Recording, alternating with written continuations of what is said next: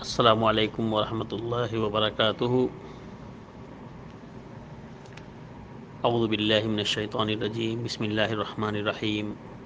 یا ایہا الذین آمنوا لا یحل لکم ان ترثوا النساء کرہا ولا تعضلوهن لتذهبوا ببعض ما آتيتموهن إلا أن يأتينا بفاحشة مبينة وآشروهن بالمعروف فإن كرهتموهن فعسى أن تكرهوا شيئا ويجعل الله فيه خيرا كثيرا۔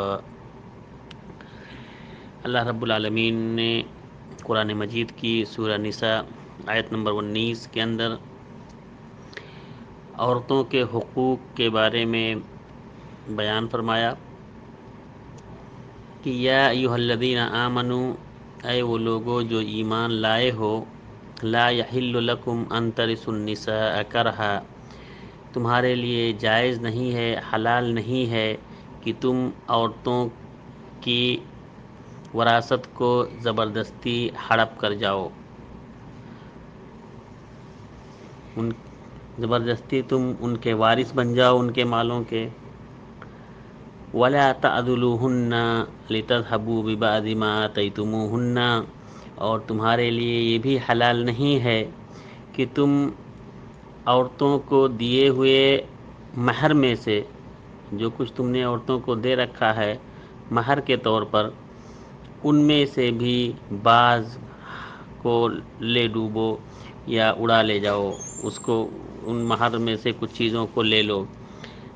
الا ان یاتینا بفاحشۃ مبینہ، ہاں اگر وہ کسی غلط بات کی طرف، کسی بدچلنی کے شکار ہو جائیں، مرتکب ہو جائیں، تو تم ایسا کر سکتے ہو۔ وَعَاشِرُوهُنَّ بِالْمَعْرُوفِ، اور ان کے ساتھ بھلے طریقے سے زندگی بسر کرو، اچھے طریقے سے ان کے ساتھ زندگی بسر کرو۔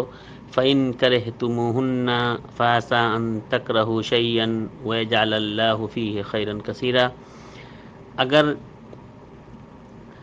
اگر وہ تمہیں ناپسند ہوں تو بہت ٹائم ایسا ہوتا ہے، اکثر وقت میں ایسا ہوتا ہے کہ تم کسی چیز کو ناپسند کرو اور اللہ رب العالمین نے اس میں بہت ساری بھلائیاں رکھ دی ہوں۔ السلام علیکم ورحمۃ اللہ وبرکاتہ۔